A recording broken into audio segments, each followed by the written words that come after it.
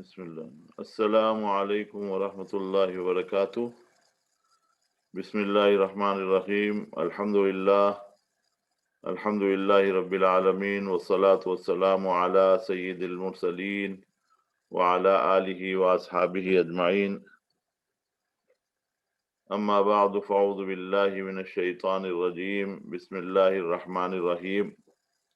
Ya ayyuhan nabiyyu inna arsalnaka shahidan wa mubashiran wa nadhira. إن الله وملائكته يصلون على النبي يا أيها الذين آمنوا صلوا عليه وسلموا تسليما اللهم صل وسلم دائما أبدا على حبيبك خير خلقه محمد وآله وأصحابه وأهل بيته وعترته وبارك وسلم تسليما كثيرا كثيرا. Respected brothers, sisters, and all the community members in Keston and other places where people are coming in. And my dearest children, I would like to welcome everyone today in our weekly series of Seeratul Nabi Sallallahu Alaihi Wasallam, lesson number 45. MashaAllah, we started last year with the help and support of Al-Emaan Center. Alhamdulillah, we are almost completing the year now. And mashallah, we are also in Ramadan today. So I would like to first of all congratulate everyone for reaching Ramadan. This was the dua Rasulullah Sallallahu Alaihi Wasallam used to make in Rajab. Allahumma barik lana fi Rajab wa Sha'ban wa ballighna Ramadan. So Allah Ta'ala has brought us into Ramadan. So this is a great blessing of Allah Ta'ala. And we have been seeing how the life of Rasulullah Sallallahu Alaihi Wasallam in reality was a great blessing on the humanity. As we have studied through all the way from historical aspects from Ibrahim alayhi salatu salam all the way to his birth and then his childhood and then his youth, and all the way through we find, if you look back into the lessons, the 44 lessons we have done so far, you will find that all the way through there are miracles. Allah Ta'ala sent Rasulullah Sallallahu Alaihi Wasallam as a mercy and as a guidance. Allah Ta'ala is saying, Ya ayyuhan nabiyyu inna arsalnaka shahidan wa mubashiran wa nadhira.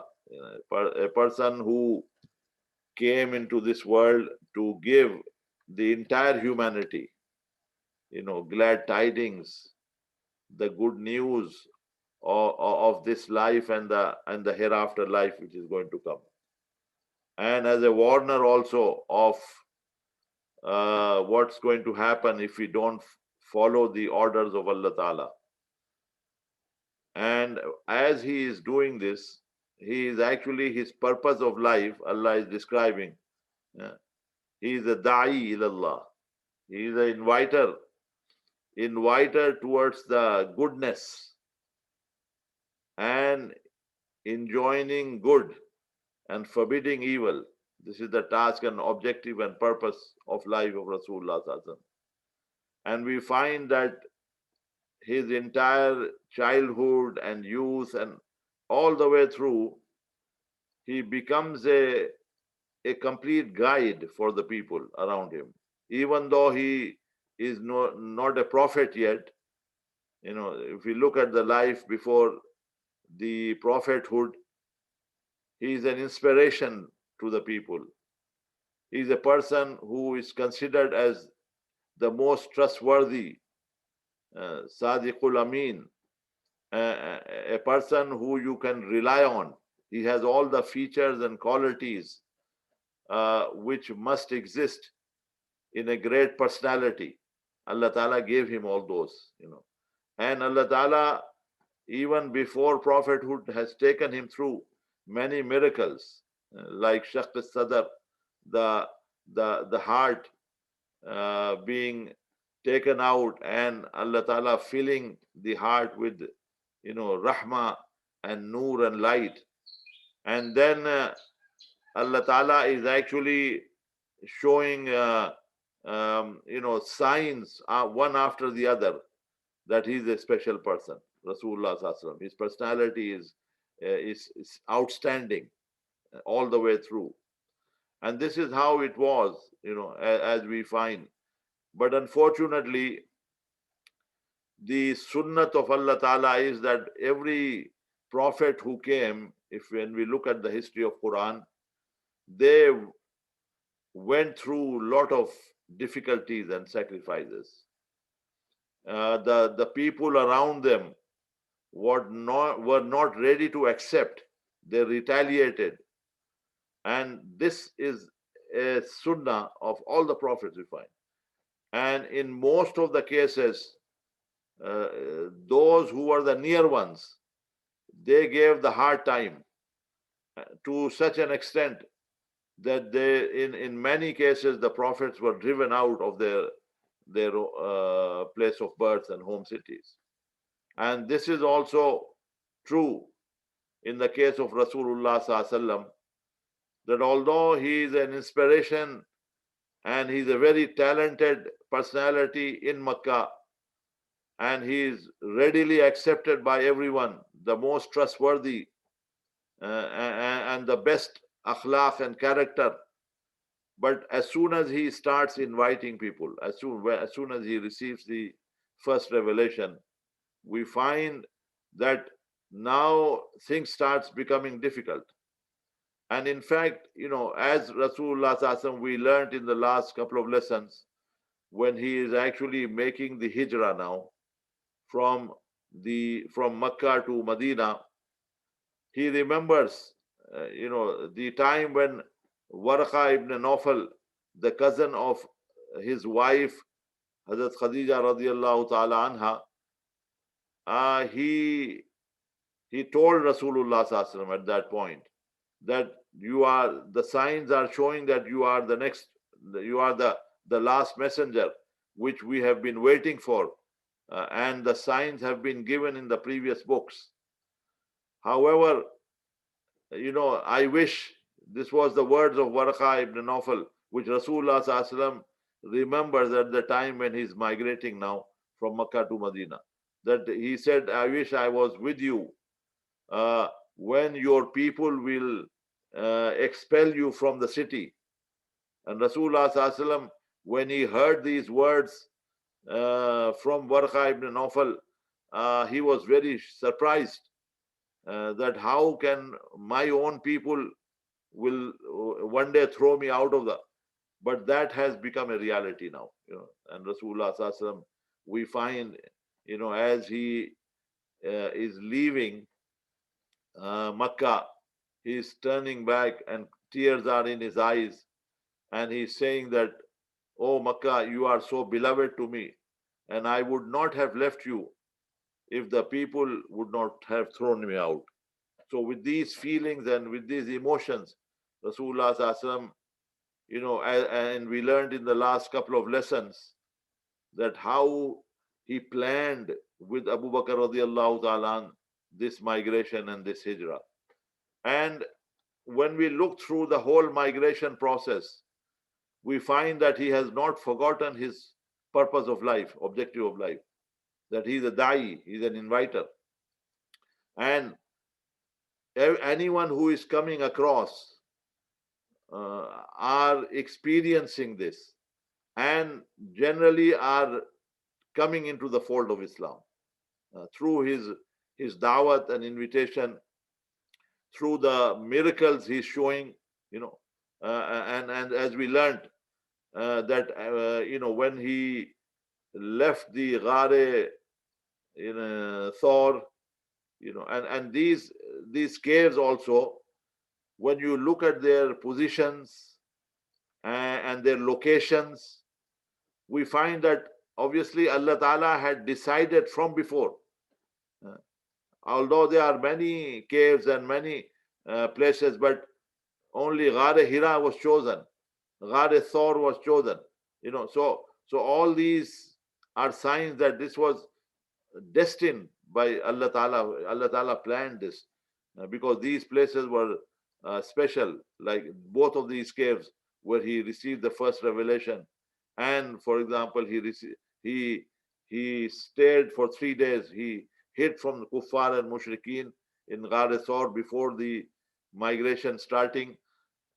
Both of these caves, they are well located, and as you come out from those caves, you will see Kaabatullah right in front of you. So this shows to us that this was all pre-decided by Allah Ta'ala, that this is the journey He's going to undertake. And also, as as we find that from Makkah to Medina, he has passed through probably 15, 16 different small villages and towns, and these places where there was hardly anything at that time, but now all of those places, they are well inhabited. And the light of Iman and the light of the kalima la ilaha illallah Muhammad Rasulullah was spreading all in these areas as Rasulullah Sallallahu Alaihi Wasallam was passing by. So this is the brief history I just presented in the last few lessons which we have covered. That Rasulullah Sallallahu Alaihi Wasallam is now three of them. Abu Bakr radiallahu ta'ala is with him, and Abdullah ibn Arqat, who is the guide, who knows this back way or the secret way, or probably the shortest way at that time, because that now has become the Tariqul Hijrah. It is called, and even now when people are traveling from Makkah to Medina, they use that path now, which was used by Rasulullah Sallallahu Alaihi Wasallam. So they are all going, and we find that in the last lesson we learned that as they are going, Abu Jahl has announced that whoever will bring Nauzubillah Rasulullah Sallallahu Alaihi Wasallam dead or alive, or these three people, they will be rewarded with 100 camels, because he doesn't want to allow Rasulullah Sallallahu Alaihi Wasallam to escape Makkah, because he knows that if he goes, then there is doom and failure for them at the end. That Islam is going to spread, because wherever he goes, he takes the light with him. So at no cost, he is saying that we have to somehow stop him. And so, he has put 100 camels, and 100 camels is a big money even today. It's like 100 Mercedes. In those days, the camels were, used for traveling purposes, and they were the most comfortable means of travel. So that has been promised. And on the way, as they are going, this person we learned in the last lesson, Suraka, he is a leader of one of the tribes, and he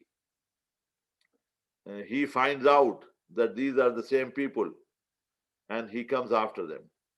And we learned the miracle which came in the last lesson. We find that the miracle which happened, that as he is coming, he is determined to catch them. He is thrown off his horse 3 times, one after the other. And he now realizes that there is something special about these people.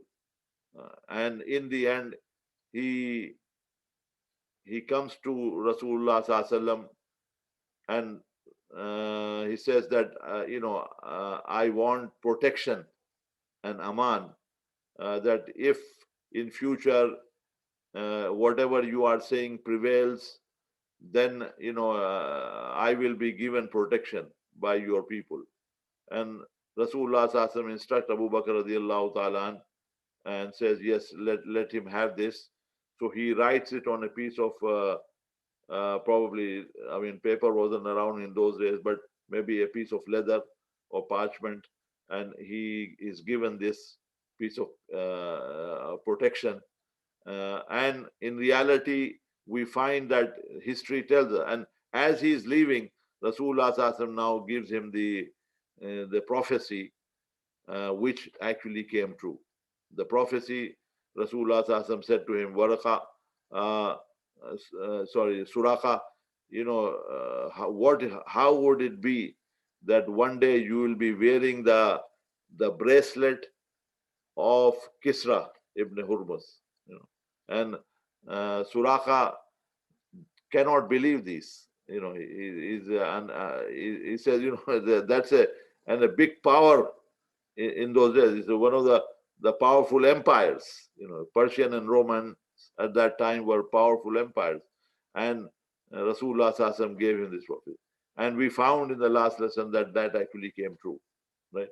That once the Prophet Sallallahu Alaihi Wasallam passed away, and then it was in the time of Hazrat Umar radiallahu ta'ala, and during his Khilafat, the Kisra fell under the feet of the Muslims, and all the treasures of Kisra were brought into Medina. There were piles and piles of, and there Hazrat Umar radiallahu ta'ala called Suraka and said, I'm going to put the bracelets which Rasulullah Sallallahu Alaihi Wasallam said you will be wearing in your hand, and he did it.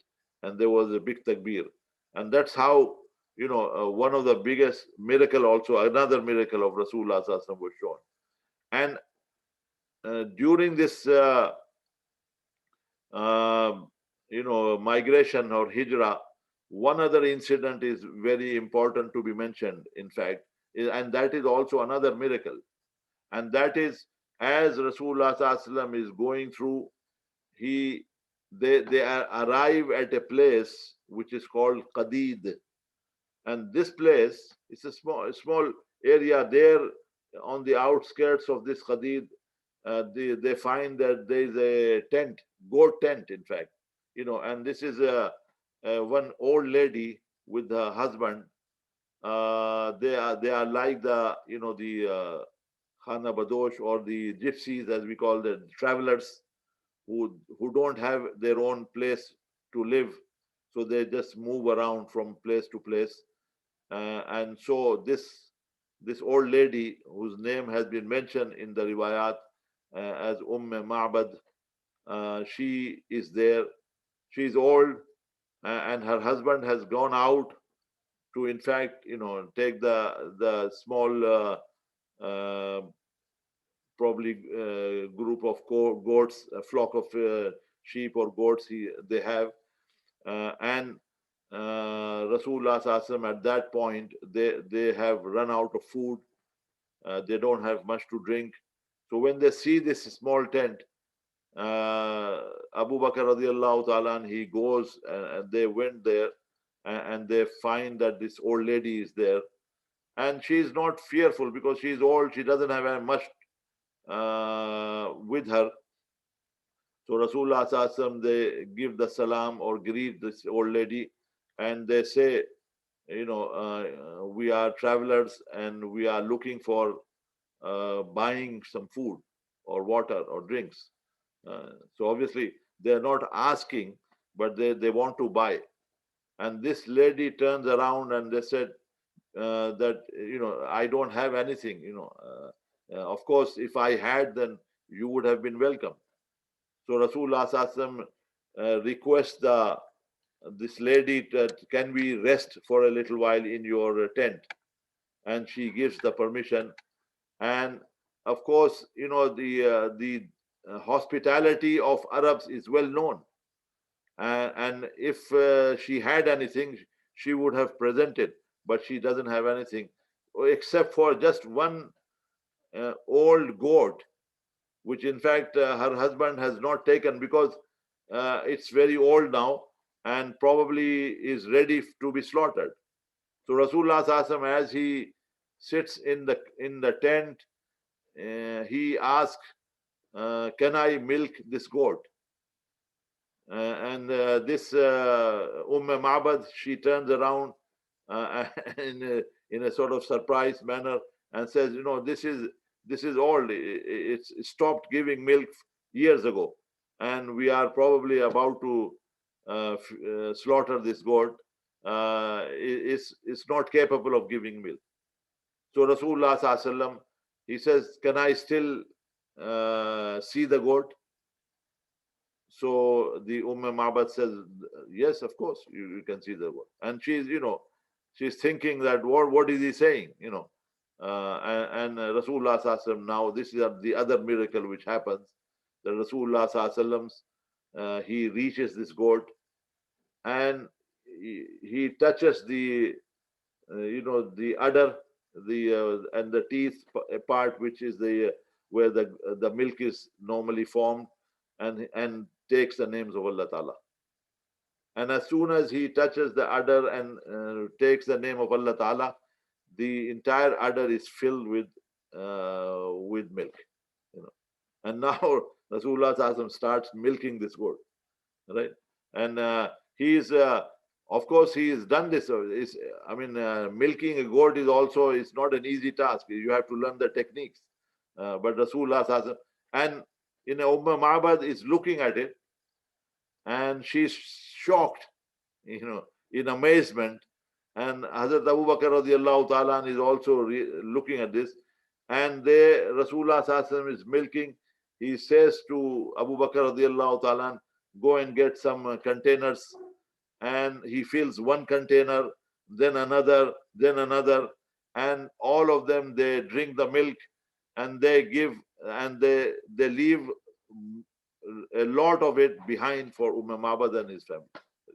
So she's completely, and incidentally, she's the one, when we look at the history, she's the one who has described Rasulullah Sallallahu Alaihi Wasallam in a very amazing way, because when she looked at, and she's an old lady, but when we look at the riwayat, we find that she's given such beautiful description of Rasulullah Sallallahu Alaihi Wasallam, and which he tells now, because now they rest and they leave, and soon the husband arrives, and when the husband comes and sees the milk all around, in all the containers are filled with milk, he's also shocked, and he says, what is happening here? And he asks in amazement, and Umme Maa'bud, now she says, you don't know who came here. This is a person, such beautiful face, which I have never seen before, perfect height and long hair, and she gives such a beautiful description of Rasulullah Sallallahu Alaihi Wasallam. When the husband hears this, he immediately says that he must be the person who Abu Jahl is looking for. And Abu Jahl has sent messages all around that he is the person who is calling himself a prophet, a Nabi. Right? So Umme Maa'bud, she says that he's not calling himself. He definitely is a Nabi. From the features and from what I saw now, I definitely find that he is definitely a Nabi and a prophet. Right? So, and Rasulullah Sallallahu Alaihi Wasallam, they start making their journey further now. So these incidents are happening, miracles after miracles. Rasulullah Sallallahu Alaihi Wasallam, as he's moving, and whoever they are coming across, Rasulullah Sallallahu Alaihi Wasallam is giving them the invitation of Islam, and they find, in fact, so this place was Qadeed, where this Umme Maa'bud was seen. The place has been written, and this miracle happens there. And then they move forward. They find that there is another group of people traveling. So Rasulullah Sallallahu Alaihi Wasallam, they say, let's go and greet these people also. They go and greet these people, and just as a matter of interest, one of the persons in this group recognizes Abu Bakr radiallahu anhu. So Abu Bakr radiallahu ta'ala is now a little bit fearful that if he recognized him, and maybe he might start asking me questions. And in fact, he does. After the greeting, they says, "Who is the person with you, Abu Bakr?" You know. Now Abu Bakr radiallahu ta'ala is puzzled. What should I answer? And this is where we learn there is another terminology in Islam which is called Toria. Right? Toria means to say something but mean something else, so that you are not lying, or you are not, because lying is a big sin in Islam. So you express your thoughts in such words as if the person who is listening to you, he feels that he's saying something else, although he means something else, right? So Abu Bakr radiallahu ta'ala, now he says to this person, "Oh yeah, yeah, he is a guide for me, and he is showing me the straight and right path, Sirat Mustaqim," right? And of course, what he means is that Rasulullah Sallallahu Alaihi Wasallam is my spiritual guide, and he's showing me the path of Jannah, Sirat Mustaqim. But the person, when he hears this, he thinks that he is a guide for the traveling, and he's showing him the path. So this is how he covers it, and moves on. Uh, so these incidents, and they are giving dawat to these invitation, and they pass through many areas, which has been Ibn Hisham in the Siratul Nabi book has written that they pass through many places, and now they are in a position to arrive. Already the words have reached, and that the first place where they will be coming is actually, which is the suburb of Madinah Munawwara, or Yasrib at that time, and that is the place called Quba, right? And people of Quba, they are coming out every day, because they don't know when they have left, and when they will be arriving. So every morning they come out, uh, looking, and they stay there for hours until it gets very hot, and then they go back in, and they are waiting for the moment when Rasulullah Sallallahu Alaihi Wasallam will be arriving.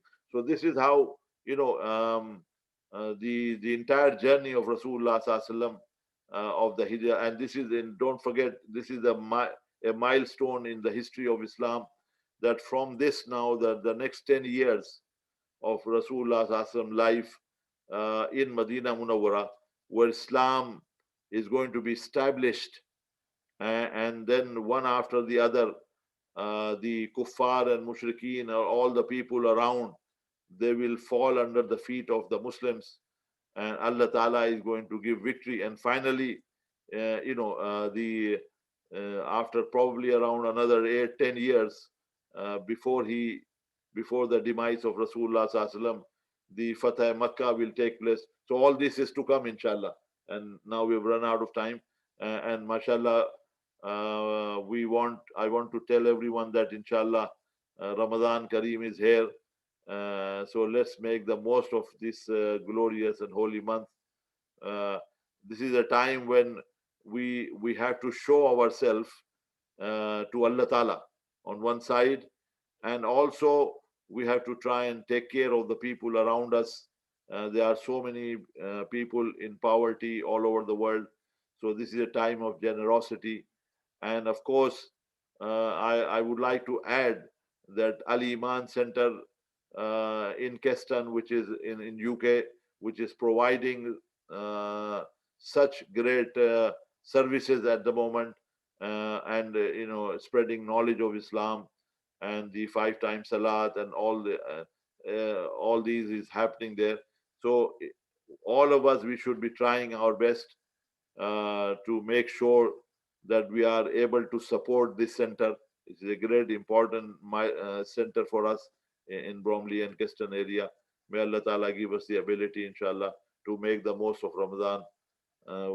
وآخر دعوانا الحمد لله رب العالمين سبحان الله وبحمده سبحانك اللهم وبحمدك نشهد أن لا إله إلا أنت نستغفرك ونتوب إليك نستغفرك ونتوب إليك نستغفرك ونتوب إليك سبحان ربك رب العزة عما يصفون وسلام علی المرسلین والحمد للہ رب العالمین. جزاک اللہ.